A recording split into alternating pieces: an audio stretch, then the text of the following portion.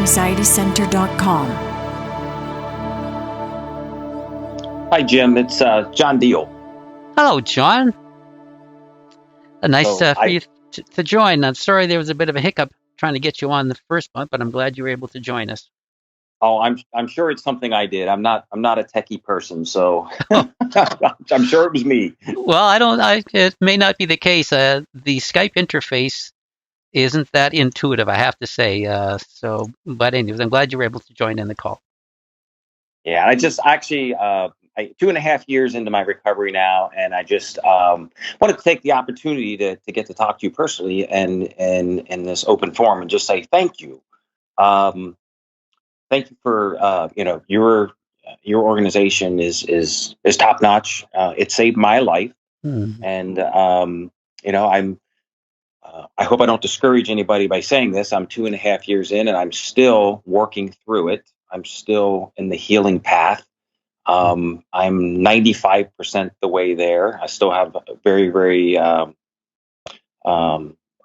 mild symptoms, very mild. But they're continue to fade away as time goes on. So again, just a big thank you to you and your team. It's just top-notch organization, top-notch. Oh, well, thank you very much for your comments. And also to you, congratulations on your hard work. I mean, you've come a long way from where you were.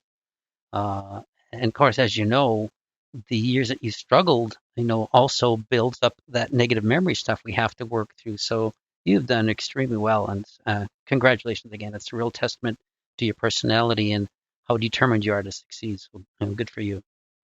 Yeah, and that does bring up just a comment, and I've talked to Larry about this, and Liliana. I'm amazed. I'm amazed that this information isn't out in the mainstream. It's not there. As I shared with many people, is I'm in the medical profession. I'm not a doctor, but I employ actually some eye doctors and some audiologists. And you know what? This training, what you teach is it's not out there in the mainstream medical profession. And thank God for you. Thank God I found you guys. Why do you think that is? Why do you think that it's not, this information, isn't out there? Because it's not. Yeah. Well, when I reached out for some help with some worldwide, I won't mention names here, but world-renowned, and I mean world-renowned folks expert on tinnitus. I was basically told that, and I was told this literally, and I'm going to say basically, I was told this literally, anxiety can't do this to you. You were lied to. This is not true. This is because you have a hearing loss. This is blah, blah, blah.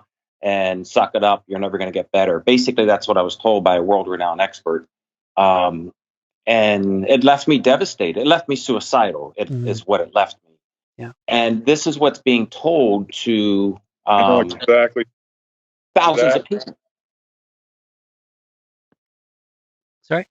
Oh, John, you still that feeling of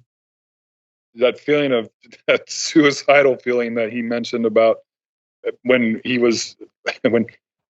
that was explained to him, that just that feeling he got of being suicidal, just that empty feeling. I knew that just clicked with me. I just wanted to shout.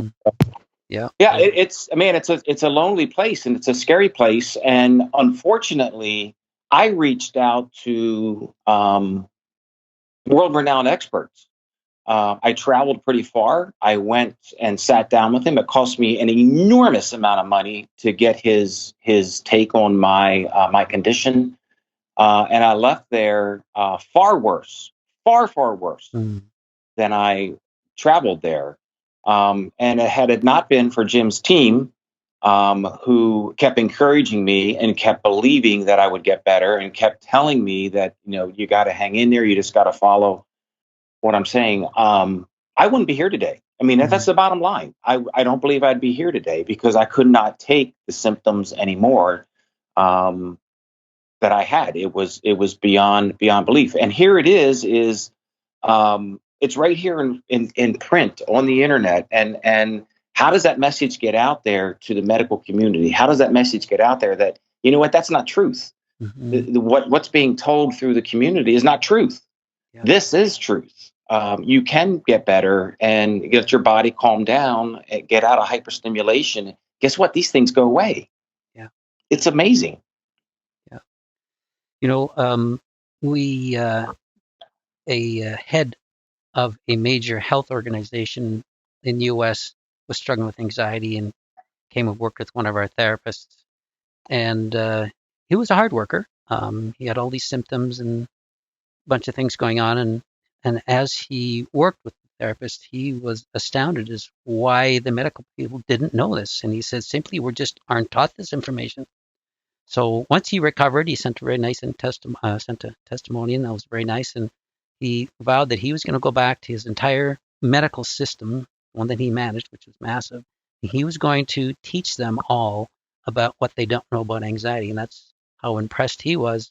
But you're right, it's just not out there. I'm surprised. I mean, there's a lot of research now, backing up what we talk about, which is nice to see that all coming online. But it takes time for new information to filter down. I think what the stat was 5 to 10 years before new information actually filters through the medical system. Look what they did with H. pylori. Mm-hmm. Yeah. That poor man about killed himself. Yeah. They discredited him. Yeah. Yeah. I mean, so when doctors come out and they're like, "Hey, I think this person is having anxiety," I mean, they just crucify him. Yeah. Yeah. Yeah. And so there is, changes coming. We're seeing more and more medical professionals being knowledgeable about this. But I think we're probably still 5 years away before it really starts filtering through the system to that place. I mean, plus there's no money, Jim. You gotta talk about that too. There's no money. Well, that's the other part. You have to be working with a doctor who's not. You aren't a wealthy man. Yes, that's right. Yes. Or you'd have drove to Kansas and got your hip done. Yes. Yeah. But, there are doctors who are really interested in finding natural ways to address the body. The doctor that we see is very much like that, which is really nice. But I know they're hard to find. In fact, we just answered a question this morning about that very same thing. The person was concerned because she never got a diagnosis of anxiety. They said, your symptoms, don't worry about them, but had no idea. And that's common, and hopefully that is going to change. It's people like you, John, who are letting other people know, and some of the other people who've come through and found success. That's happening. It's just going to take more time, I think. Yeah. And you're right. Marguerite, you're right. There's a monetary aspect to it. They make more money prescribing drugs than they do talking people, and you know how long it takes. I mean, there's not a lot of people who can spend 2 years doing therapy. That's quite a financial investment, and I wish it was faster. I wish there were quicker ways to get to the end result. It's just that right now we haven't discovered any. It's just, dogged work, getting that nervous system turned around and doing the right things day after day after day to give the body the opportunity to recover. That's what brings success. So, yeah. So, I mean, good for you all for working really hard. That's great. That's really what you can do. Sean, a little bit more about how bad you actually were, because you're actually, touching, a nice subject with me. I've been, following the anxiety center for about 8 years, and I don't want anybody to get discouraged because I've gotten better and then gotten worse again by my own faults. But I mean, how bad were you? I mean, I don't want you to trigger anybody, but I mean, did you have like medications involved? And oh my goodness, yes. Yeah, I was many years ago. I went through anxiety center in I don't remember what it was, like 2013 or something like that, and thought I had this thing licked, and then I had a relapse, and it was again just my relapse was just falling back into old habits, working 70, 80 hours a week. It was everything I did wrong. Anyway, a few symptoms showed up, and then another symptom shows up, and then another symptom, and then I get hit with 24/7 bloodthirsty screaming tinnitus. And if I could just put it in perspective for you, if you would take your TV and turn it up to the entire max, my tinnitus was louder than that, 24/7, without a break. Oh, wow. Nobody, to this day, talking to any professional I've talked to, they all look at me like I'm crazy, that there is no such thing, that's impossible. But I'm telling you, I lived it. I went into hyperacusis next, which is indescribable. When a refrigerator would kick on in my house, it would send me into an enormous panic attack because it would harm me. It hurt me. Mm-hmm. It was painful. It was like a Mack truck going through my brain. I ended up going to psychiatrists. They pumped me so full of medication. They had me on 1.5 times the maximum of Paxil, maximum daily dose. So I didn't even basically know my last name anymore. They had me on benzos. They had me on, I can't even forget. I forget some of the medications. They just kept stacking medication after medication after medication, to the point where I was barely able to hold my business together. I was barely able to go to work. I'd work a couple hours, go home, and go to bed, and just cry. It was a period of time that I can't. I made plans to check myself into an institution because I knew I was going to harm myself. I ended up going to see this world-renowned expert who basically told me I was never getting better, and it was, again, just one thing after another. Working with Larry, working with Liliana on nutrition, working between the two of them, just an absolute positive godsend. Every day I wake up and thank God for them because they saved my life. It took probably 6 months till I had my first cloudy break, and that gave me hope. So, 2.5 years later, now my cloudy breaks are pretty well all the time. But it was a severe.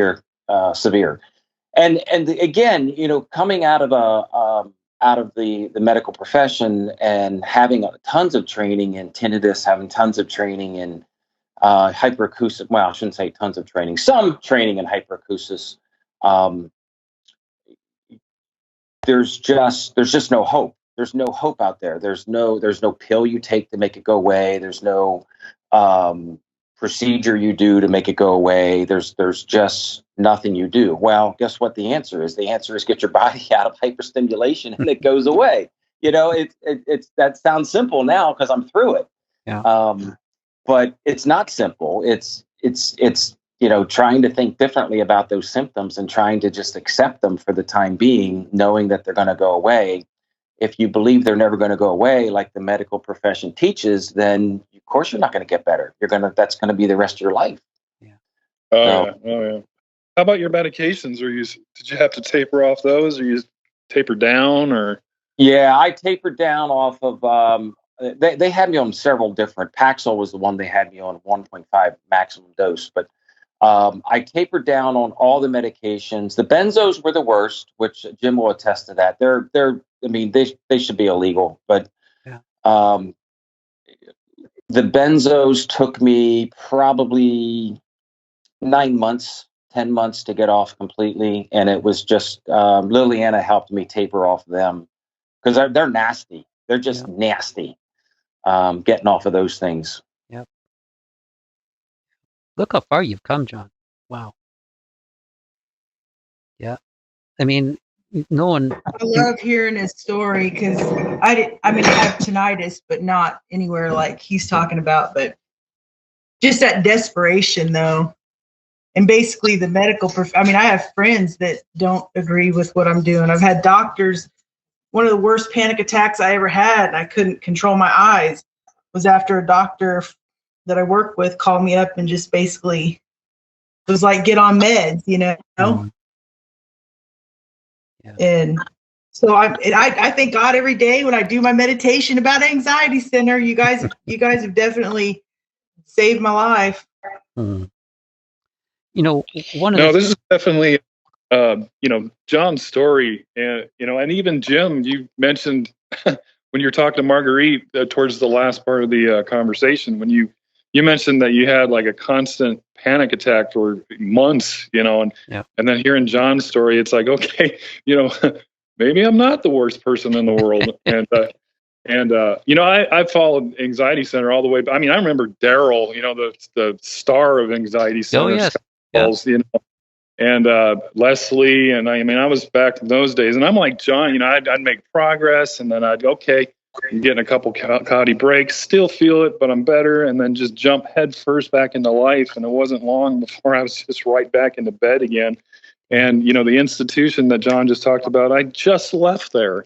3 weeks ago I was inpatient, and I'll hush up now, but and hopefully I'll get to tell my story and ask you a question or two, Jim. But it really is, it's good to hear this from John today. It really is.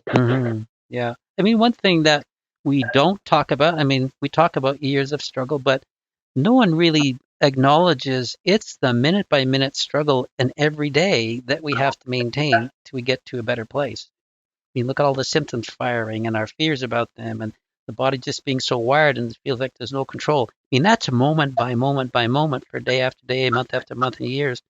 So this is quite a testimony to people who do this work. Again, I wish it was easier, but it's not. But people who do this work, they get how much work and effort it is and patience required to get to the other side. So, John and Marguerite, your success where you are now, too. These are testimonies for you guys for your hard work. So good for you. And it is a living hell, Jim, and you get very little support. Yep, you sure do. Yeah, if you get support at all, I know, brutal. But to be honest with you, where I'm at now, I'm not where I want to be, but I could live the rest of my life like I am now. Yeah. So you've made some good progress. Obviously you want to keep going. A year ago, I couldn't have said that. Yeah. And John, I know you've been at this for a couple of, 2.5 years, but how hard you've worked at this and how slow the body is to respond and all the things you have to do and there's little moments of despair that pop up when things aren't moving so fast. So it takes time. Yeah. So good for you again for persevering through them. Wow. And the time frame is it's so important. And I know you preach this, and I know your team does too. Is you can't put a time frame on it. You can't look at somebody and say, "Hey, you're going to be through this in a year. You're going to be through this in 6 months." Yeah. Because we're different, and that's something that I had to accept because I kept thinking, "Geez, a year into this, I should be just fine." Well, it just doesn't work that way. Yeah. And it's each one of us are different, and the time frame. Just recently I had COVID for the second time in 3 months, and it spiraled my symptoms just for a couple of days. And I kept thinking, what am I gonna do here? Am I gonna let myself get all worked up about this, or am I just gonna let it ride? And I let it rode, and it sure enough, went away in, a week or so after getting over COVID, the symptoms subsided and pretty well went away again. So, wow. But and by the way, just for the record, anyone who says Omicron is less than the Delta, they're lying. It's not true. The Omicron's worse than the Delta. Wow. Geez, look at your skills that you've learned and applying that. That's just great. I love hearing what you're doing. Good for you. COVID with hyperstimulation is cruel and unusual punishment. I had COVID. Yeah. That's just cruel and unusual punishment. Same here. Yep. Same here. I got a little bit on my story I'd love to share too. Oh my. Yeah, there should be medals for recovering from anxiety disorder. Oh my. Well, John, I so thankful you came on to share that with people because, as you know, hope is so important. Knowing that we can get to another side of this just by doing these things. Thankfully the things are simple. It's not like we have to go out and jog for 10 miles each day, but just gearing a nervous system down. But how important it is to give that nervous system a break so that it can recover. So again, thank you, and also thank you for your testimonial, for the support you're providing in the discussion forum for people who are struggling. It's just you're a great blessing to have. Someone who's worked through it to get to that side too, so you can continue to shine that light in the right direction. Good for you. Well, thanks. I again. Yeah, thank you. Go ahead. I just said thank you, John. It really. Yeah. What's your name? I'm sorry. What? My name is Jeff. It's kind of, I don't struggle with tinnitus, but I'm kind of just a mirror image of what you've been going through for about 8 years, except I'm I'm kind of the opposite of where you are now. Yeah, my name is Jeff. Well, it's nice to talk to you, Jeff. I'm anxious to hear your story.